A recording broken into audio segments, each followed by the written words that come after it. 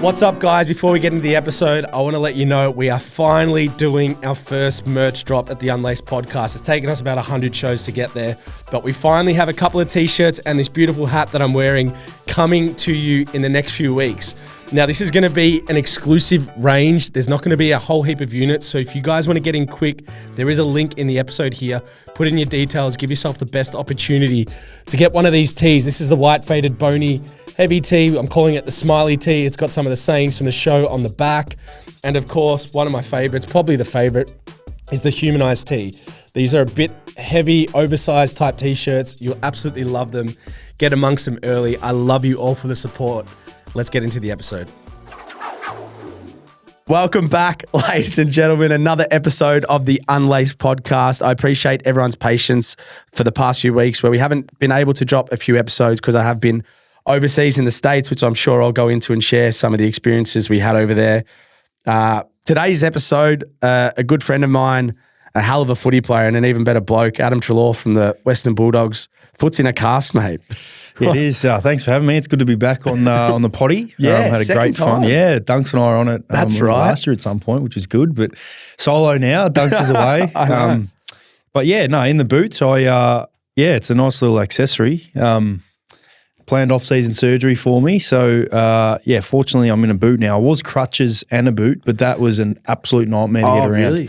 Yeah, so now just the boot. So what did you actually get done? So I had a nerve issue from an operation that I had last year. So I was dealing with a nerve issue all season. So, it was planned mid-year to actually have a look at an operation and actually went and seen a plastic surgeon. So that was quite funny considering plastic surgeons don't usually deal with stuff like this. So they're dealing with other stuff. Went and seen a plastic surgeon and essentially told me that I need to go in and have a look at a couple nerves, and that's what he did. So, rocking the moon, but I've got a nice little scar that's like, is that going to be there for a while? Yeah. It's probably going to be my best scar, and I've had a few surgeries, so got a hammy scar and a shoulder scar, but this one's going to be pretty cool. And a little story I might be able to tell Georgie about fending off a shark or something. So should be bit good. of mayo on it. Yeah. Well, can I ask transparently, were you playing in pain with it, or for like a chunk of the season there? Or pretty much the whole year. Yeah. So I dealt with it over the preseason last year.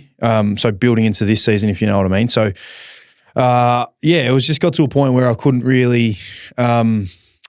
It was kind of have the surgery and miss like 6 to 7 weeks or just play through it. And, me being an athlete, I was like, I'll just play through it. So it was definitely times where I struggled a bit. And the biggest thing for me is the other issues that may arise from it. So if I'm running funny, nowadays I'm older and I'm prone to soft tissue injuries. My calves and hammies then become a bit flared. So that was another point where I had to manage. So it was frustrating at times because, essentially I can't feel anything in my foot. So from like here down to my pinky toe, I couldn't really feel anything. The nerve's like numb and dead. So I was playing with that all year. So it was quite unique for me. Like, can you do more damage to that, or is that like it just stays that way? No. So nerves, I could imagine you've had nerve pain or awareness. A lot of the times you get it sometimes when you have a dead arm and it gets real dead and you just feel like you can't really lift it, but you can feel like shooting awareness kind of thing. So that's kind of what it was for me. So it was only really the pinky toe running all the way down to the side of my foot. I would get tape and whatnot on it, and taking the tape off was the worst thing because like I can't feel the bit of my foot, but I can feel it pulling off my skin. So it felt like, I can't really explain it. It's just like the creepiest feeling ever. So hopefully, because nerves take a while to regenerate, it takes a long time for it to regenerate. So I'm not fully expecting to be, have the full sensation back yet, but hopefully over the next 6 to 7 weeks, it can gradually come back and I can have the feeling back. So when's everything all going to go to plan and be able to get back on the track, have a run? So 4 weeks initially is the time frame of pretty much not doing anything. I actually had a checkup recently, and imagine walking around in this for a few weeks and the calf has started to disappear. And is it already? Yeah, so it's pretty crazy how it all works. You don't really realise like you just think about the injury itself and the recovery for the actual specific area, but everything else that comes with it. So, I've lost calf mass, lost quad mass, lost hammy mass, and really important areas where for footy, you've got to make sure you're on top of all that stuff. So that's going to be the next step of building that back up. So to answer your question, I think it's going to be a pretty long recovery for me in terms of, getting back to preseason training. Hopefully can get back running, in the next month or so, and then, build into the season rather than train from, I think we're back early December all the way through. I'll be building through December into the new year, and then, hopefully can hit the ground running post-Christmas. Well, probably a lot of people know this about you, but are you going to struggle with having weeks off like that? Because you're pretty, you're the height of professionalism in the AFL in regards to, like, I think you've spoken it on Ads and Dunks potty, which I absolutely love. But like how you've pretty much set up your house. So is Dunks, where it's like practically your own recovery center and gym and all that sort of shit. Yeah, no, it is been a challenge for me even now, because I just love generally being fit. Like, I don't, season's done, I don't really have time off. When I say time off, it's changed for me. When I was younger, it was always just footy training. Last couple of years and now, it's not about, once the season's done, I'm going to keep footy training and prepare myself for the following year. It's just about general fitness for me. I just love being fit. So the first initial, the first couple of weeks, I didn't have this for 2 weeks post-season. So I was able to continue my just general training, and I felt great. And then having an operation 2 weeks into an off season, it was pretty frustrating, because then I go back to doing nothing, and I ended up getting pretty crook, and I actually got tonsillitis being under. So I was under. It was a 2.5 hour operation, which is a pretty long time, and I can only imagine your mouth is just back like that, open. So I've ended up getting like tonsillitis. So I've woken up with a horrendous throat. Sick. Was bedridden for like 3 days. That's even worse. Double whammy. No training, bedridden, couldn't do anything. Can't sweat, obviously, because there's a wound. So I essentially went a week without exercise, any form of exercise, which is, I haven't done that since I was 16. And I'm 30 now. So it was an absolute nightmare for me. I would have been a pain to be around with Kimmy. Poor Kimmy would have had to deal with my angriness and stubbornness. But once I came good, I was able to, do things where I wasn't really sweating. So I've now got the all clear to sweat. So I can now start building up my general fitness. You, I know. That's dangerous for you. So after this, mate, I got a booked in boxing class. You got the Paw Patrol movie or whatever. I do. I've got the Paw Patrol movie with Georgie, but I'll be straight to a session after that. But that's probably the biggest challenge for people like me, or even just athletes in general who love being fit. When you have surgeries, you can't really do much. So. And especially now, this time of year where, you're going to events and, you're I guess, reflecting and celebrating on a season, you go and have a beer and whatnot. So you end up having 4 days a week where you're drinking beers, but you're not training. So it's like, it's just like an absolute nightmare for me at the moment, but I'll be right. I think you've earned it. You had a pretty good year, man. I mean, I was actually I don't know if it's translated to the AFL, but they always sort of say it like, when you sort of hit like that peak of your career, 26 or beyond, you kind of expect your performances to be the same every week. It's not even like a chance. You know what you can do, but what your output is much more consistent.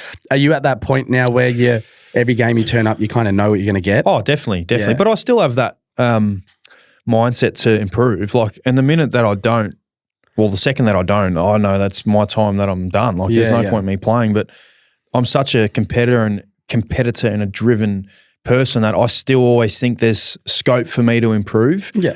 And as you said, like, I'm 30 now, I'll be 31 next season when the season starts. But the way that I've been able to look after my body and recover, especially these last 5 years where I've really prioritized it. And I feel like there's a lot of difference between guys going out at the age of 28, 29 because of the demands of the game. Yeah. Guys that don't commit as much time to their recovery, I think, you see they end up, the body letting them down and whatnot. And that's, their own, how they want to go through their career and whatnot. And there's no right or wrong. But I knew that if I want to keep performing at a high level, I just got to make sure I prioritize that. And I've done that the last couple of years. So it puts me in a good spot to go out there and perform. So, mate, I'll still have the same mindset next year. The only thing that drives me now is winning, and we had a pretty disappointing season in terms of not being able to play finals, considering the group that we have, and I'm still adamant that the group that we have is as good as any group out there, and we've got some great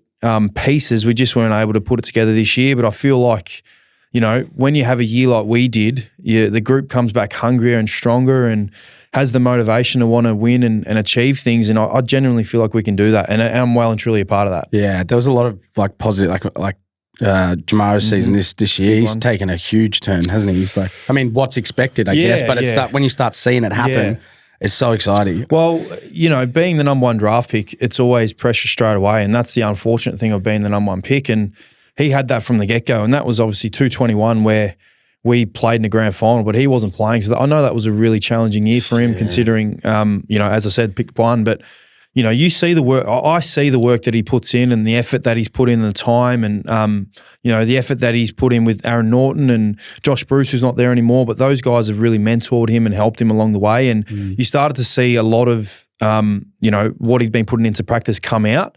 I still think he knows the consistency side of things. So he has games where he can absolutely dominate and show his talent, but then there's games where, you know, he may get the best defender and how he can work through that is where he's probably getting to at the moment. But it's exciting for us because, you know, if he can find that consistently a lot more, it's going to go a long way to us winning. I feel like he's got to be mentally tough to have those initial few years that he did and perform and stick at it. And well, you know. I think there was guys in his draft class that were playing, and I don't know the name off the top of my head, but there was guys playing regular football and he wasn't. But the unique thing is for him, usually what happens is when you pick 1, you go to the team that's finished last. But because we had the academy selection and whatnot, we had the rights to the pick 1. He's come into a team that had an established forward line with Aaron Norton. Josh Bruce had his best year. We had guys that were coming in. So it was always going to be a challenge for him, but it's great to see. And it's just really exciting for him now going forward because he's, you know, has the potential to be one of the great forwards in our competition. You know, actually, just to go back on the comment you said before around the sort of sacrifice and dedication you're putting in off the field. I actually reckon our generation through, well, probably even a bit younger than us, but like through our upbringing, we weren't really taught, we were taught recovery and stuff, but we weren't really taught how incredibly powerful that is, as well as like the mental aspect of training the brain and stuff. And I think that's something you've adopted really well, which is... Well, you've kind of just adjusted, as you said, throughout the time. Like, it wasn't prioritised. No, train not harder, at all. drink cement, get out. Do you know what I mean? Literally, yeah. I remember AOS. Duct tape your ankle type stuff. Much, yeah. Oh, you got to swallow an ankle or just tape it. You'll be right. I remember doing AOS AFL Academy back in 2009, and this was the elite of the elite. You know, when you, I don't know what it is now. I think there's still the same format, but it was the 30 best 16, 17-year-olds would go through a yearly, like, not induction, but you have 4 or 5 camps where you're exposed to elite level training and whatnot. But I remember the recovery side of things wasn't really that spoken about that much. I mean, they'd say to do an ice bath and whatnot. Yeah, it's very basic though, but wasn't it? Wasn't, yeah, it wasn't in depth with, you know, you see people do, you know, I'm massive into my infrared sauna and the contrast hot and cold with that. You've got one in your house? Yeah, I got one at home. Yeah. So commonly go in that and go at the back, jump in the cold water. I feel like that is huge for the body in terms of information and getting rid of or fast tracking your recovery post game. You know, what are they? Cryo chambers that everyone goes in. I've never done my fair share of that. Are they great? Yeah, it's great. It's great. Yeah. I mean, a lot of it is each to their own. A lot of it really comes down to what the athlete, how they react to it. I mean, I'm not going to go there and tell you to do cryo chambers and that's going to prolong your career. Like, it depends on the athlete. But yeah, you know, the exposure to that is, and then trying that is, there's no harm in trying it. And, you know, I see guys like Jack Crisp, hasn't missed a game in 250 games, whatever it is. And he loves his cryo chambers, does it weekly, does his saunas weekly, does things that helps his body. So yeah, I think nowadays and the way that kids are coming through, they're taught that to prolong their careers. Yeah, it's pretty cool. Before I go into, I guess I do want to break a bit more down your season, the doggy season, because I come and watch you play a few times this year, and your team for me is so exciting to watch live as well. Like there's just so much going on. Yeah, like you're kicking to a forward line with Norton in his headband and Jamar, and then all of a sudden Waitman's kick forward by after a quarter, and you're like, what's going on? Forward as well. It's ridiculous. But the grand final, for those who are watching, that we are shooting this before the grand final, so we can't go into the result, but we obviously do have Adam Treloar that played a part for Collingwood in the 2018 grand final. I just want to get a bit of the insight of the emotional dump after a grand final, which you experienced the unfortunate side of one, losing against West Coast. But just that week after, sort of what's that actually like? Yeah, I remember it vividly. You'll always remember moments in your career, and that's one. The 221's one as well. But you know, I remember obviously being in the change room once we didn't win, and you know, a lot of people probably know how the 2018 grand final played out. It's commonly spoken about as one of the, well, if not the best grand final that's been played in the history of the game. I remember obviously there was, you know, that much disappointed. There was disappointment. I reckon it'd be fair to say most guys shed a tear, and you know, the emotion of seeing your family after the game was probably the overwhelming, you know, sense of emotion. As I just said, you know, I remember seeing Kimmy and seeing my mum, and I just burst out into tears because you're kind of just riding this wave, and no doubt the guys, as you said, we won't know the result yet, but when the podcast gets released, the result will be known. I know your allegiance is with Dunks, but you, like many people who've played against them in particular, and obviously everyone knows how good Collingwood is, but very big on Brisbane, aren't you? Like well, yeah. For me, it's hard because I sit on the fence a little bit because you know, I've played. I love. It's the worst fence to sit on for you. Mate. I love so many guys there, and I would love for guys like Howie and Pendles and Steele, these guys to win. But obviously, Dunks is my best mate, and I'll be sitting with Dunks' family, so I'll be sitting on the fence a bit. But I'll be loving it if Dunks wins, obviously. But in terms of the game itself, taking away the emotional side, yeah. I think Brisbane have the best team. They've had the best team all year. And, yeah, I think they'll go into this game fully confident that they can get it done with their side. But I feel like the MCG, you know, I know it's going to be the grand finals are always as 75% corporate, so there's not many a side pick, but there's the Magpie Army is going to come out, and they're extremely loud, and they're definitely a 19th man, if you want to call it. And I feel like if Collingwood can start the game, you know, the way they have with that, the supporters on their side, it's going to go a long way to them winning the game. To answer your question, who I think is going to win?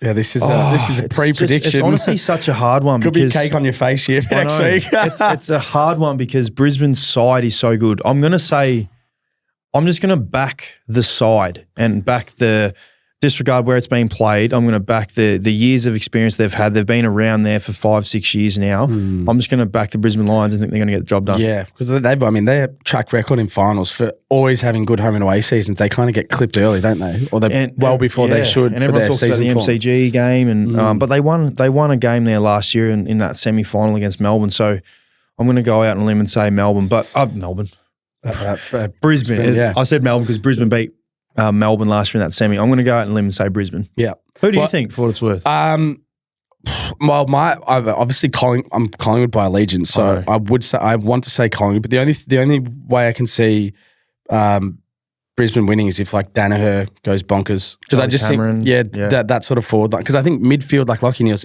incredible, but Collingwood stack up pretty well there as well.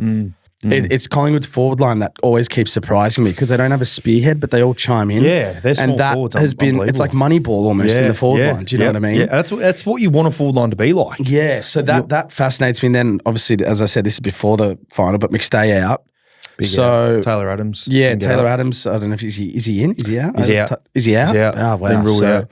That he would have been a big piece in the granny. He would throw his head everywhere. Mate, 2018, he was our best. He would have won the Norm Smith if we won.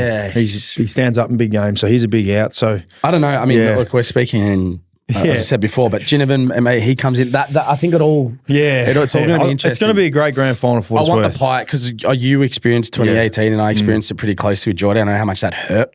So I just don't want to have to go through that again. And that's why there's a lot of that for me as well. Of course, like if Collingwood win, it's I'll be as proud as ever for him because I've played with 75% of them that are out there. So, and I've got some great mates. One of our great mates, Emilio, is obviously a mad Pies fan. Mate, absolutely. Love him to bits, and I know he wants them to win, Geordie as well. So it's hard for me. I'm sitting on the fence quite a bit. Yeah, it's an awful grand final for you to be being asked questions about. But your season, just to go into it, you consistently surprised me. I think I messaged you after one of your games because I don't know how many touches you had. Like 35 and kicked a couple against Port.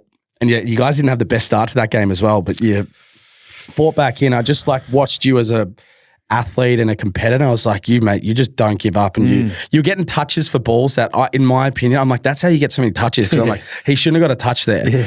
He's been thrown around bat and got it out. I'm like, it's ridiculous. But yeah, how did you assess your overall season? I appreciate that, mate. As I said, I pride myself on performing at a high level. But no, I genuinely feel like it was one of my.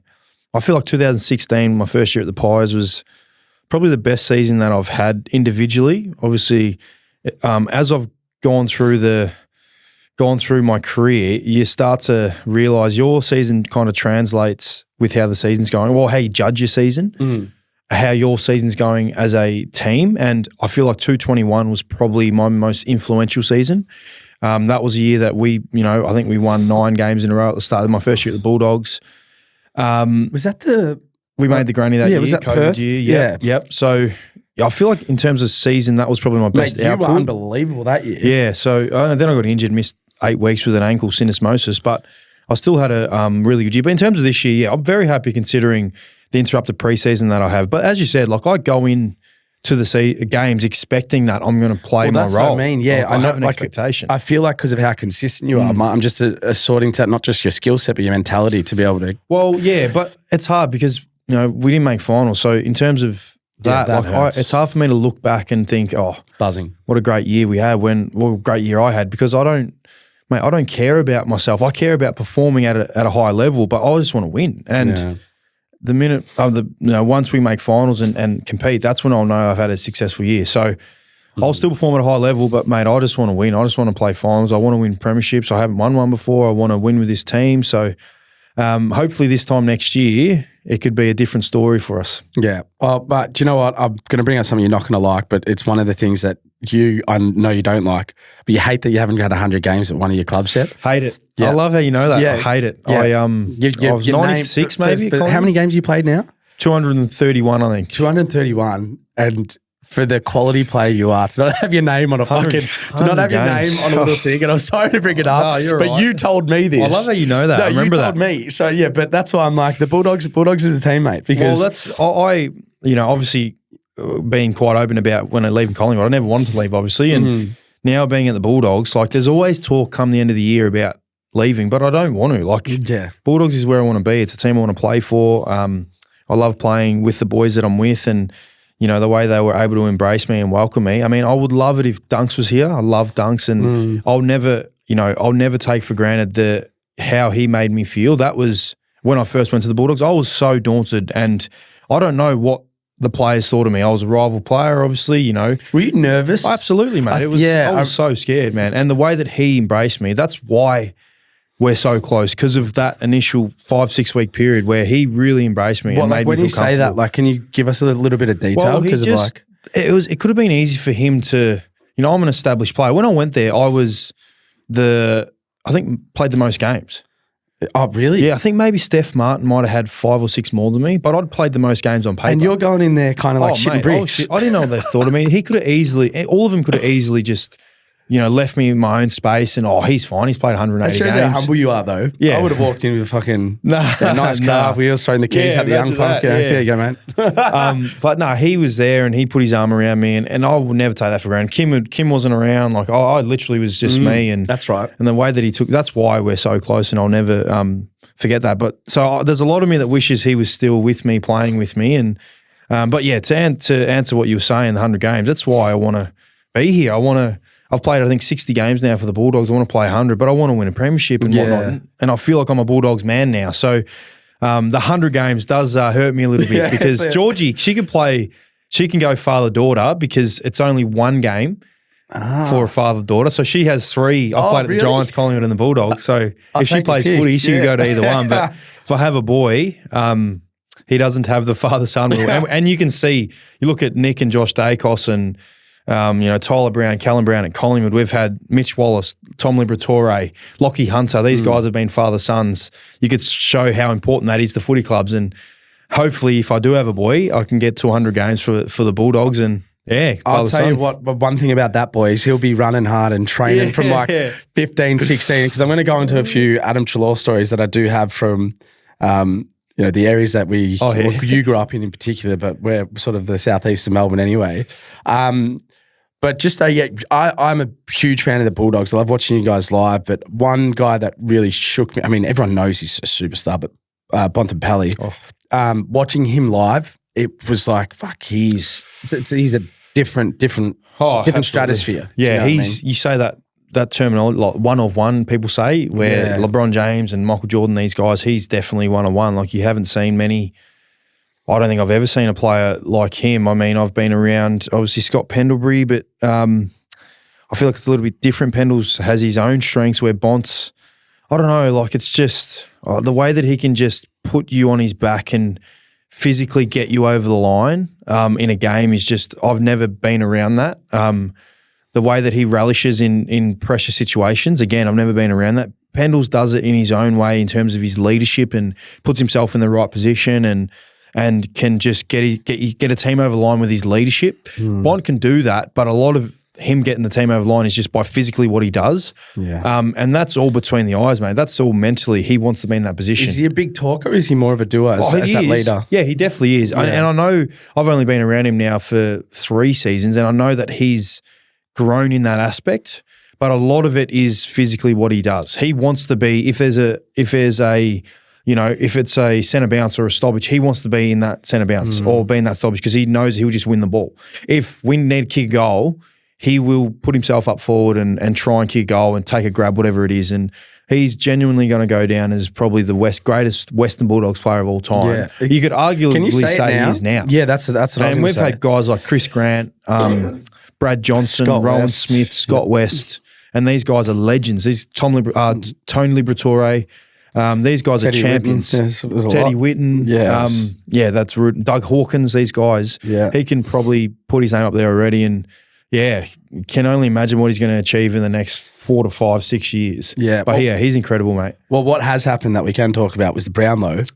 Mate. I'm not going to say Lachie Neale is a superstar player and deserving winner, no doubt, but geez, there was a couple that Bont was stiff. Dacos almost held on. Yeah. Almost held on. Missed 6 games pretty much. Yeah, crazy. Yeah, I don't know. It's just, there's been a bit of talk about it. I definitely feel like there needs to be a review in it because of areas where votes have been, like there's games where, and everyone's talking about the Jason Horne-Francis game where he's had 13 disposals, 1 tackle and 34 ranking points, and he's polled 3 votes. That's no disrespect to Lachie Neale, but there was a game he had 13 kicks and 7 handballs. We did a pod, obviously Ads and Dunks potty. We did our pod and we spoke about it, and Dunks was in the room talking about how he even said, wasn't expecting votes there. Yeah. Charlie Cameron kicked 7, Josh Kelly had 41, and I know apparently, I don't know this, but apparently umpires aren't prone to the stats after the game. Yeah, I see.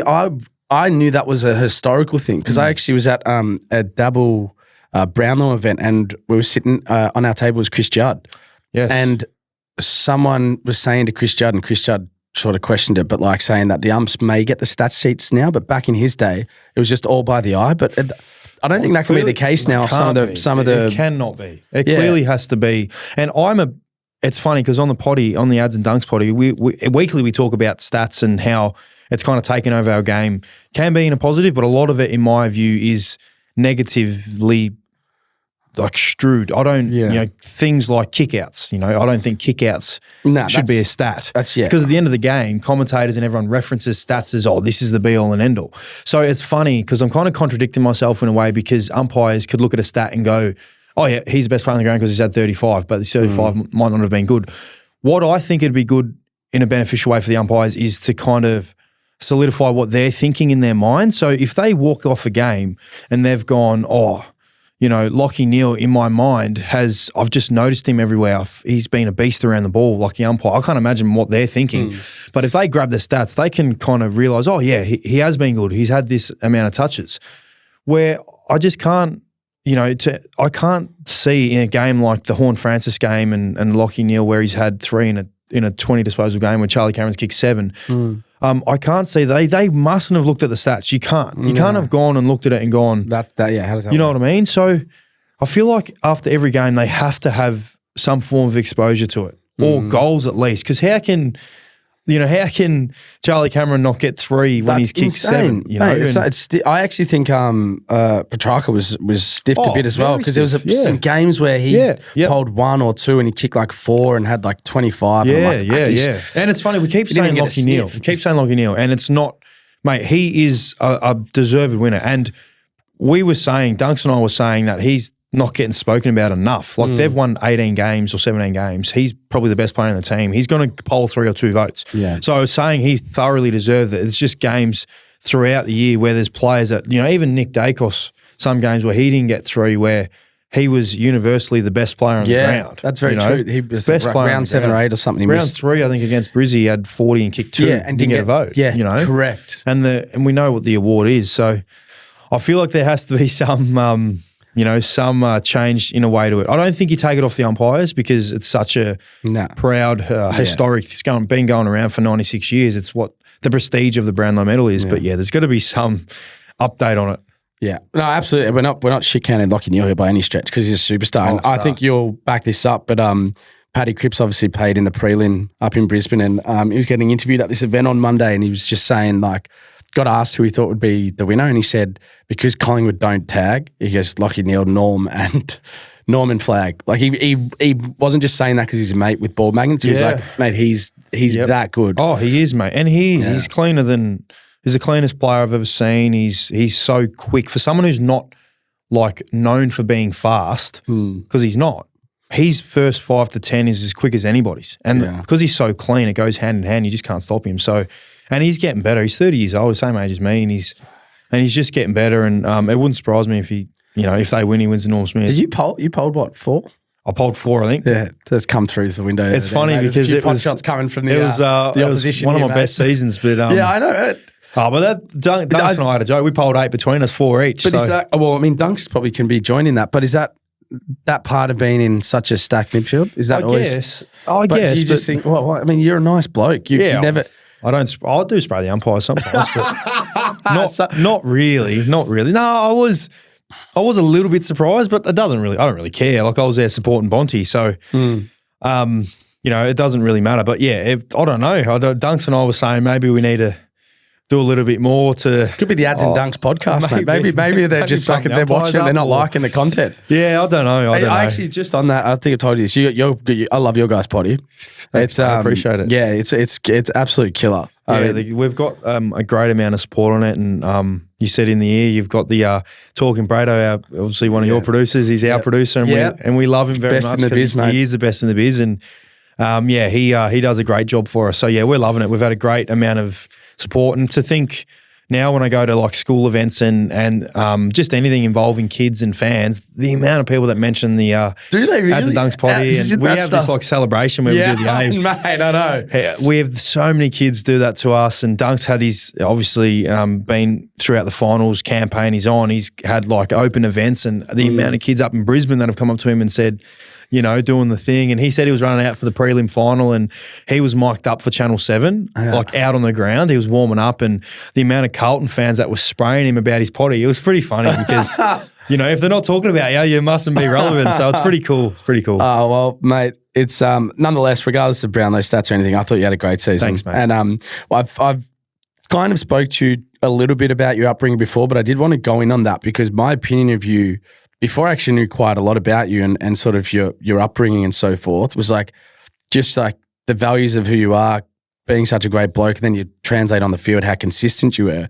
All things that I think are very hard to be. And you didn't necessarily, I'm not saying you had a hard upbringing, but you didn't grow up in the easiest places as well of Melbourne. Like I'd say it was one of the roughest parts of Melbourne. Oh, right? Absolutely, mate. And you've come off pretty well polished. Yeah, so I'm just trying to do the math there. But I don't know if you can share what you can, but just a little bit of a glimpse into, I don't think many people know. No, mate, I'm always happy to share my upbringing. I love it. I didn't have much at all. And as I said, one of our great mates, one of my best mates, Emilio, we grew up together, and we grew up in obviously the suburbs of Dandenong, which is, I don't know what it's like now. I go down a little bit, but it looks really nice. Like that, Clough Street, I think it is, the main street in Dandenong, looks really good. Yeah. But when we were growing up, it was rough as guts. War zone. Was a war zone. And lived in a ministry house, me and my family. My mum was a single mum at the age of 16 and then ended up having me at the age of 21. You know, I don't know my dad. I grew up just with my mum and my younger brother. My older brother. And, you know, now my mum's husband, my stepdad, who has been with my mum pretty much since I was born. So we didn't know much. I didn't know much at all growing up. I, you know, was in a ministry house, as I said, from as early as I can remember. When I moved out of my house, moved up to Sydney to play for the Giants when I was 17, you know, my bedroom was the hallway. I had a single mattress in the hallway because my older brother had his partner and his child in the bedroom that we shared.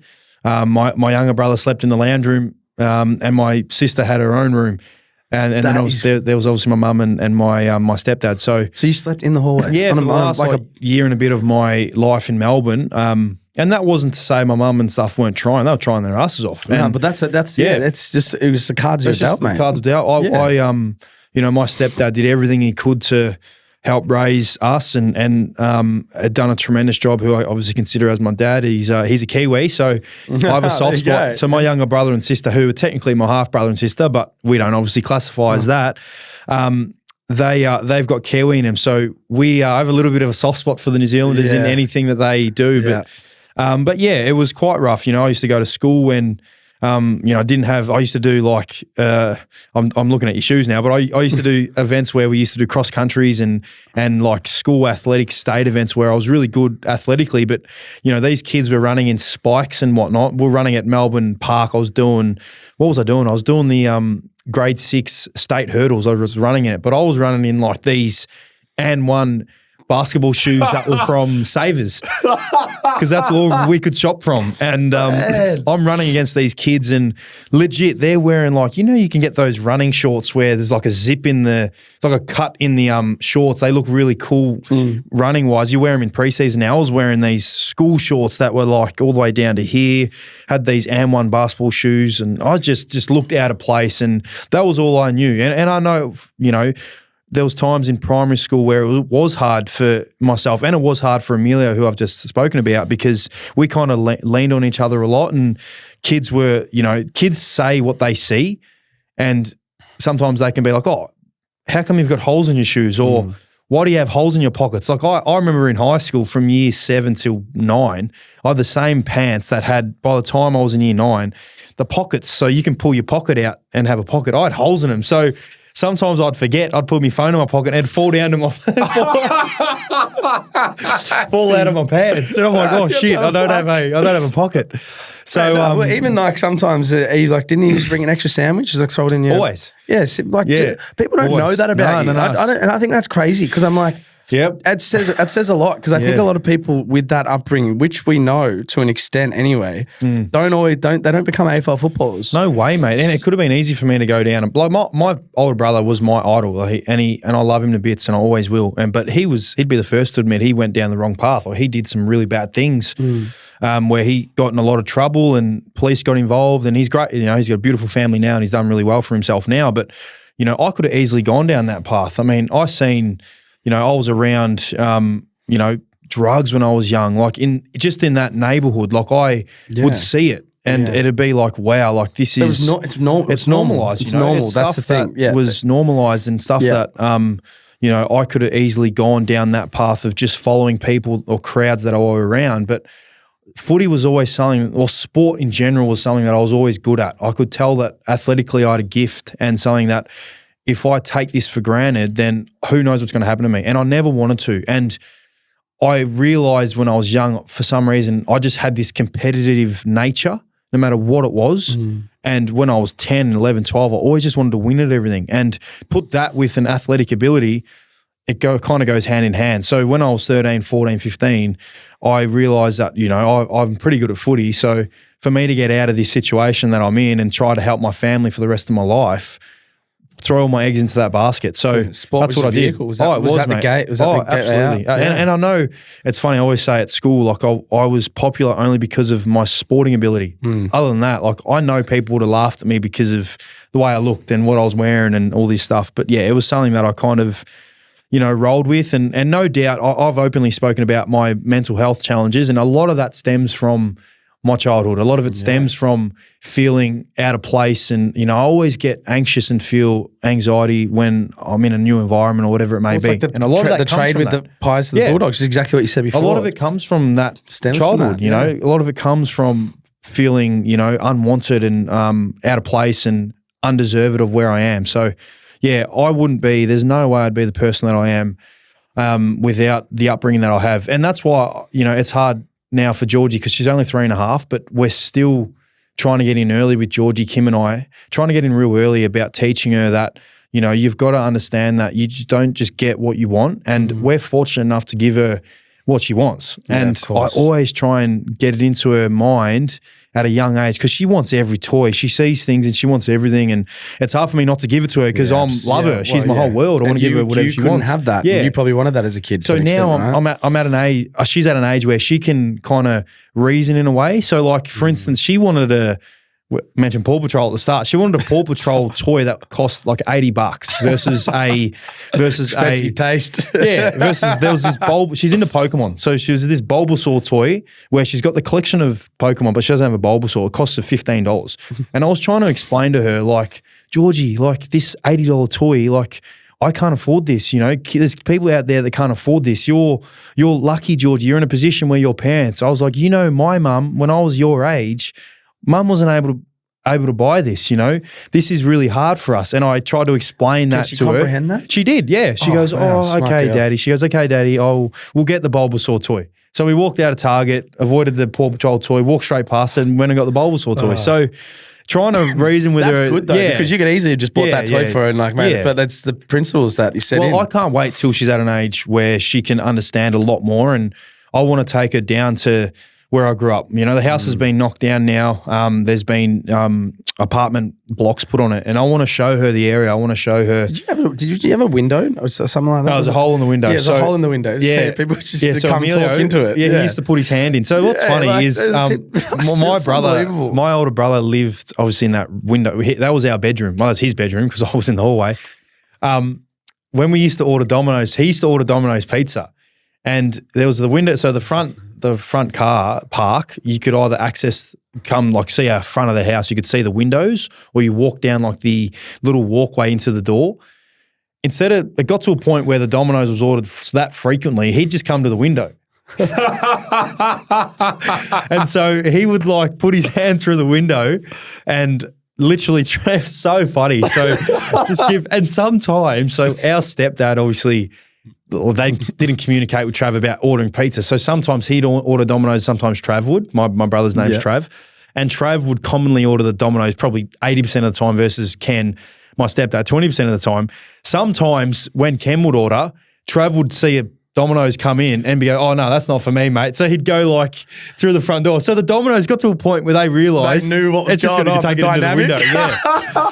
So, we had a hole in our window for a bit and, for my last 4 years of living there. And, mate, it was, challenging times sometimes. But, it's definitely made me the person that I am. You were pretty dedicated back then because this is probably last sort of question around that era. But, like, he'll love the shout out here. But his famous story, he was riding his bike around the neighbourhood and somehow he's just, like, it's so funny, that area, they just can't understand the journey of the athlete because he's rode over and he sees you doing a running session at like 15, 16. He's like, bro, what the fuck are you doing? Like, what are you doing? Like, why? It's fucking like, let's go out, let's do something. To put it into context, there was like, it would have been either just before Christmas or just after. So it's around December 30. Like, footy doesn't start till March, April, where like I was 16.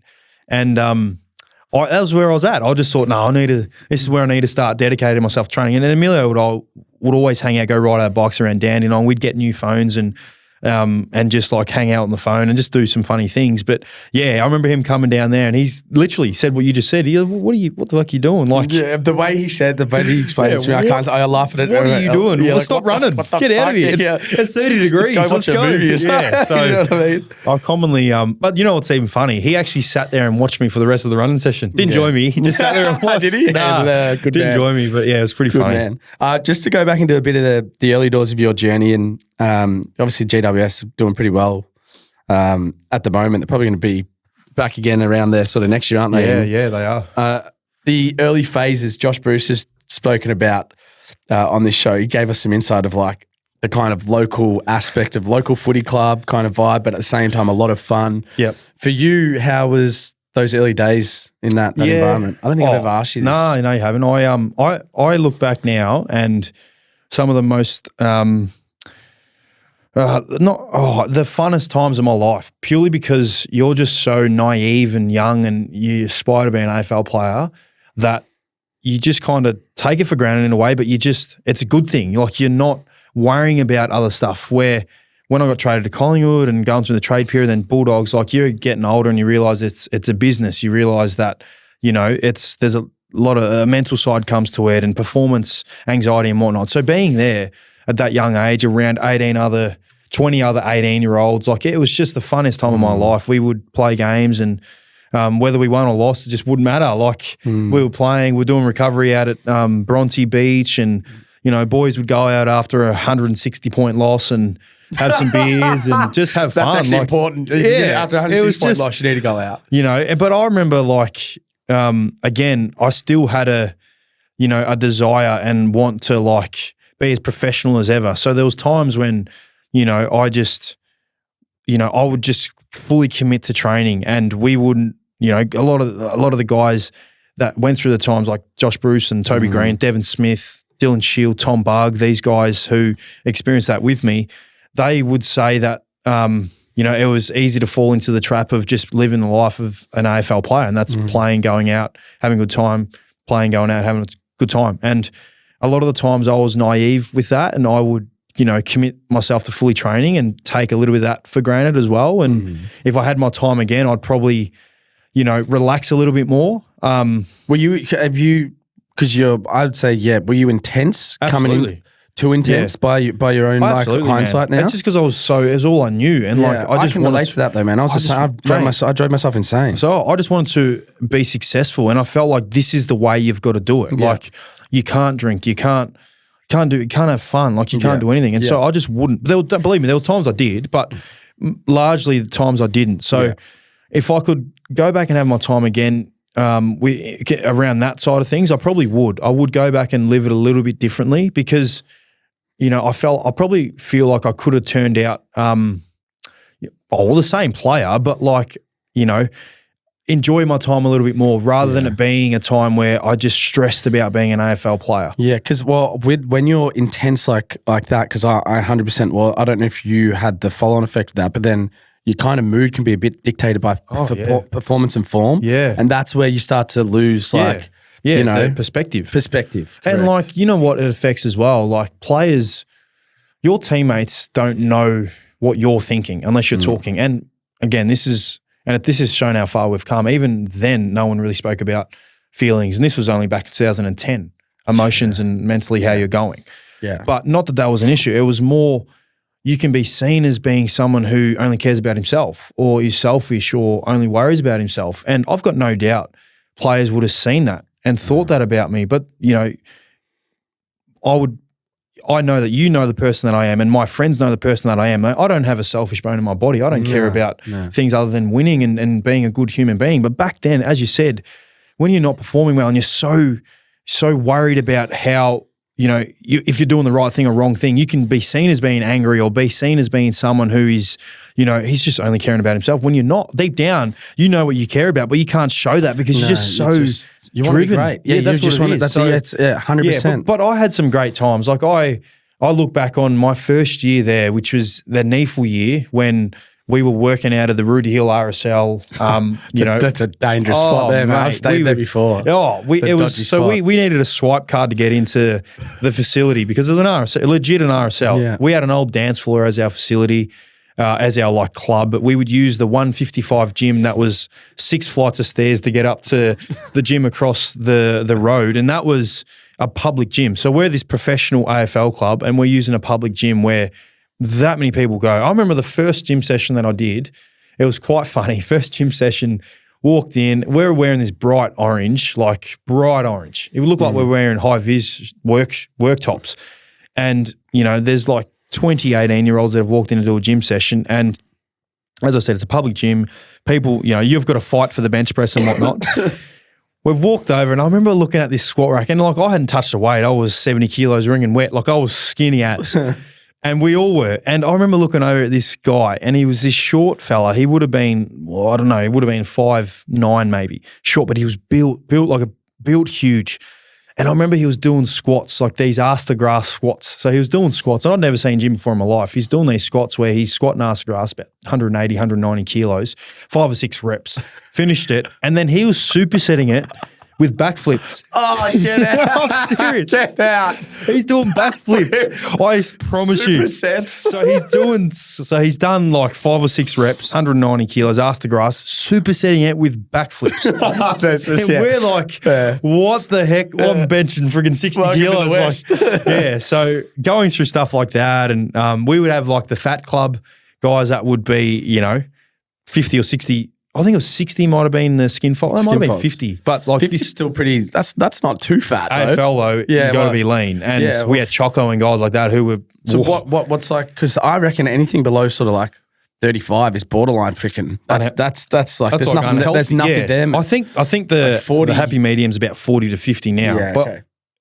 One thing great about our footy club is the Bulldogs, that is, we don't really worry too much about skin folds. It's more DEXA scans and body fat percentage nowadays. I feel like it's moving on a little bit. Thank God. But anyway, we used to have like fat club there, and that's what they called it, the fat club. And you'd have to do sessions in the public gym after hours with all the other. But you got to be wearing the Giants kit. So it's just, I'm jumping on the cross trainer, doing cross trainers with like random people who've just finished work. So it was. As an AFL. We had people going to, we had like Sam Darley, Jacob Townsend, guys that were playing there, finishing year 12, doing school from 9 to 4, and then catching the bus to Rudy Hill RSL to train in their Giants kit out in the 155 public gym. So, yeah, it was quite a fun, unique experience for us. I love it, mate. I love there's so many, what I've learned throughout my journey in this podcast is the amount of incredibly left field stories that have come out of the early stages of GWS that are pure gold. Yes. Like things that would, the fact that they're in a prelim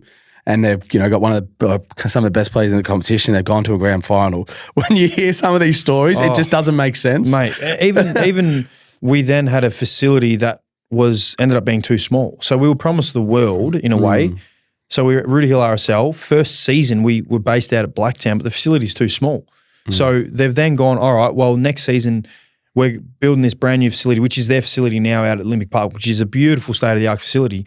But for a 12-month period, we didn't want to work out at Blacktown. So we relocated to the Aths track, which was the Sydney Olympic Aths track, where we had 2 rooms pretty much underneath the Aths track that was shared with, I couldn't even imagine how many people. There was only one car park, which was a 2K walk up the hill. If you've got an 8:15 meeting, you got to get there at 7:30 just to make sure you walk up the hill. If you won Player of the Week, you were given the Park of the Week, which was right outside the facility because there was only one park allowed. So we experienced that as well, which was quite just the times that you had can never take for granted. So I'm hoping, it'd be interesting to see how the Tasmanian team kind of go about their introduction into their first couple of years, because I feel like you'll never experience what we were able to experience. Pretty special stuff. You've spoken about your time at Collingwood quite a bit, so I'm not going to go too hard onto it because I think we even spoke about it on my podcast before, but I want to try and ask you some things that you haven't probably been asked about it. Yep. Best thing you got out of your time at Collingwood, that in your eyes? I think the easy answer would be the relationships that you build, but I'm not going to answer that because that's the answer for every club. I think being able to... I'm probably talking more as like an individual / player.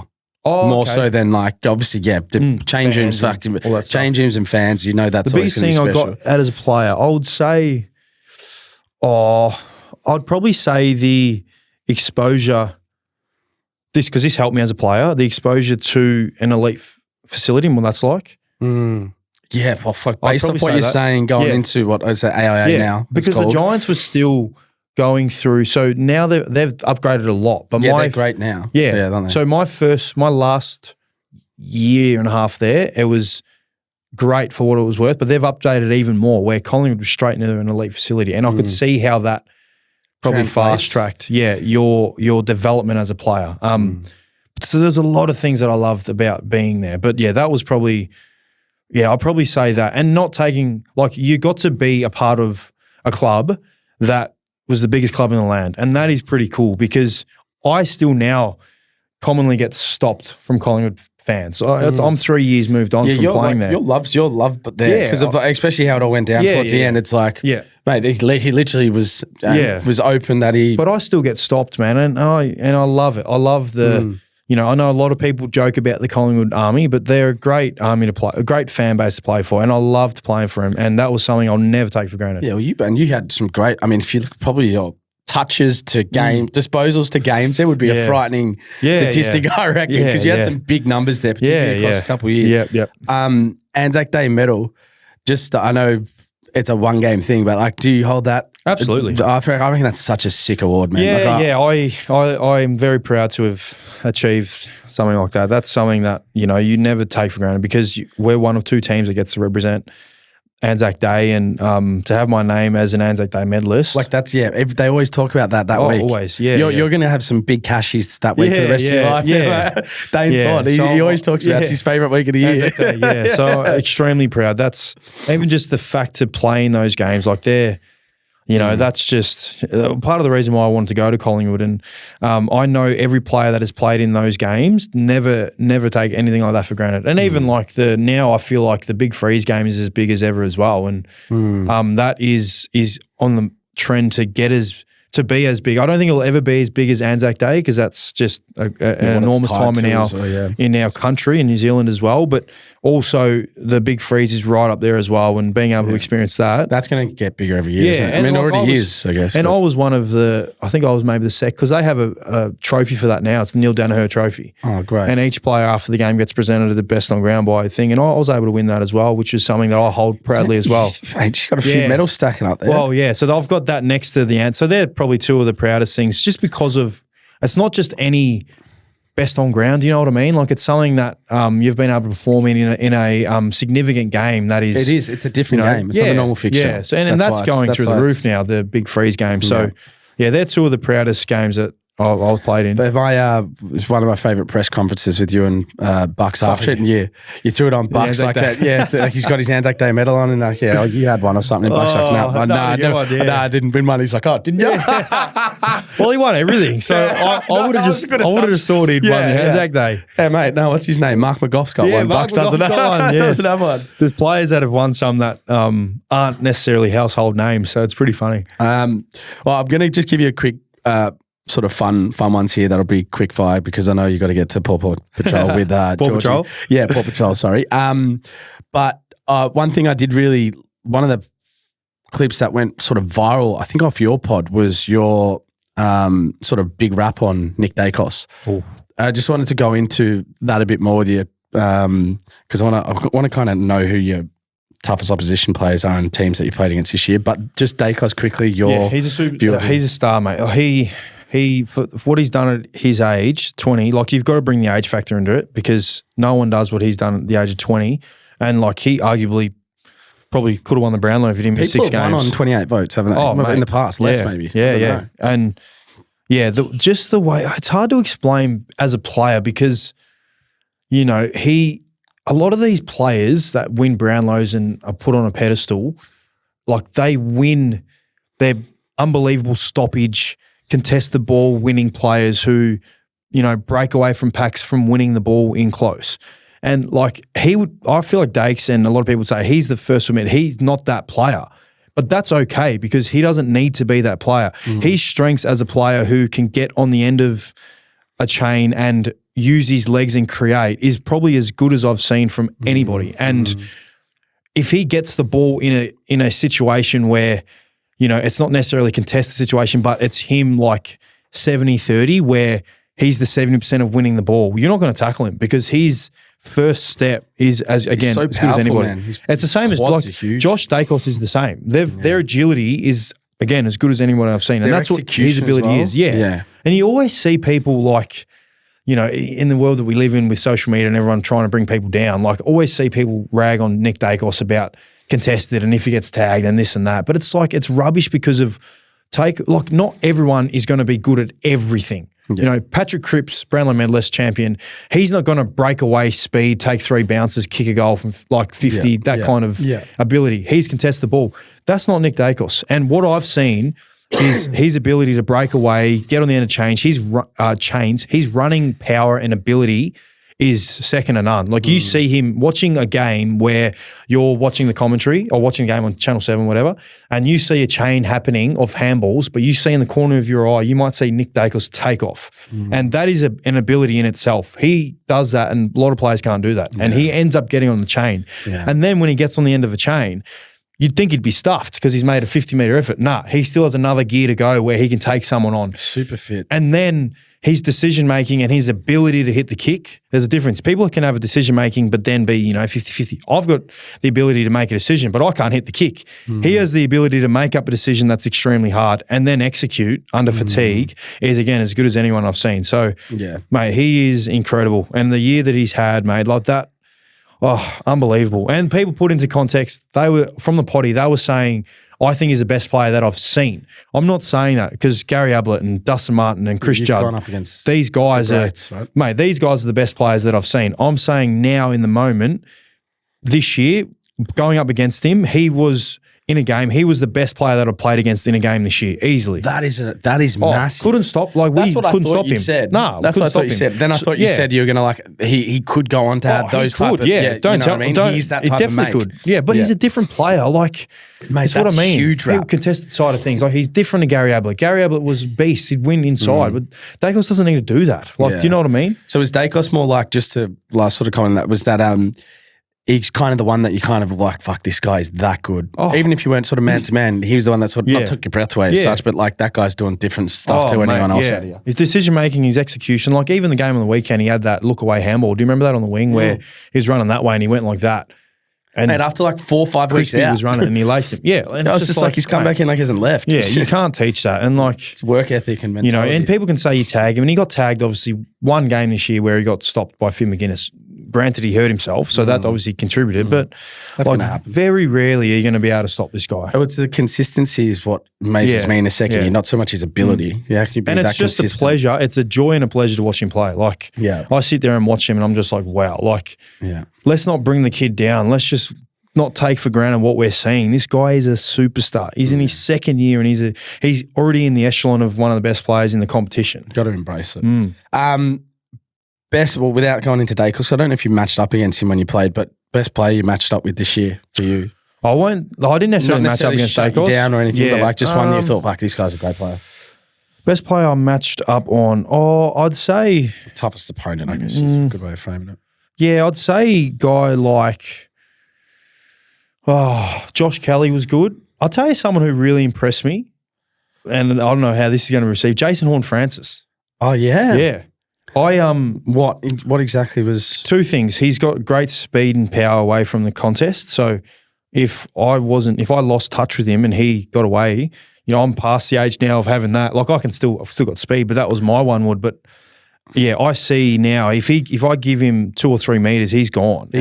He kicked an unbelievable goal against you guys. That was probably the clinch in the game, wasn't it? Yes. And secondly, he doesn't lack the confidence to do that. Like he takes you on, and a lot of the time he gets away from it. He gets away from you, and then his ability to be able to fend and get through the contest. So like, I don't want to give an easy answer like Josh Kelly or so. Jason Horne-Francis. No, that's good to know. I genuinely think he could be a superstar. Yeah, he polled 16 votes in the Brownlow, and probably should have been 13 minus the 3 that we mentioned. With the 13 as we broke that down pretty well on this pod. But no, he was extremely impressive. Best team that you found this year against the Bulldogs? I mean, naturally, probably people are going to think of the obvious answers, but no, it can't be Brisbane because we beat them. We played them once and beat them. So but they're obviously I thought they're the best team. I think they're the best team of the year. I think to a game where I don't want to say Collingwood because they were able to come. I'd say the Giants. Giants, really? Yeah, because this was when they were just starting their run. I think they'd won maybe 3 or 4 in a row, but there was still a question mark around them. A lot of teams tipped us in Ballarat. No one really beats us in Ballarat.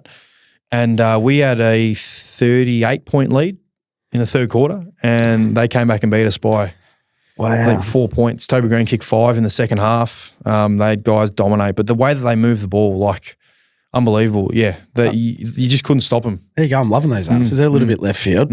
Well, final one that we always ask on the podcast. I don't think we had this tradition when you were last on, so this would be a good one to know. But we kind of attest 3 key traits to success, business or sport: resilience, drive, or ambition. I just want, out of those 3, which one resonates the most with you and your journey?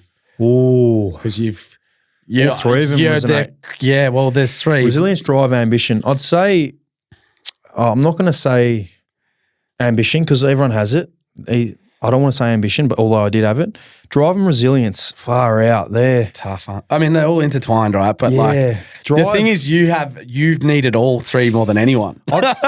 So drive, definitely, because I'm always driven. I'd say resilience, resilience, because I've faced my fair share. Yeah, it's such a hard one because they resonate so much. Question, I'd say resilience because I think back to definitely my time. I had double hammy, was able to play in a granny that same year. Obviously got traded when I didn't want to. Then was able to play in a granny that following year at the Bulldogs. I'd say resilience. Too, and I feel like I've been able to play through some challenges, even Kimmy not being in the same state as me throughout the year and obviously dealing with that. So, I'll definitely say resilience. It's a good one. Mate, love it. Adsy, great having you on the show. Thanks for having me. For those that aren't watching the Ads and Dunks show as well, quick plug on that. Ads and Dunks potty, it's on the Oz American Aces channel, obviously. We just recorded our last episode. So it's just home and away season? We're going to do a home and away. We might do a couple of specials here and there, but few NFL. Thoroughly enjoyed it, mate. We've loved the game, and we want to start having guests next year, so you're definitely going to be one of them. Yeah, mate, I'd love to. We might do a crossover, the Unlaced, potty, the Unlaced and the Ads and Dunks potty. Yeah, beautiful, mate. Thanks for coming on, guys. Appreciate you all coming back on the show. Sorry for the absence. Give us a like and subscribe if you are new here. Appreciate you coming along, and we'll see you next week.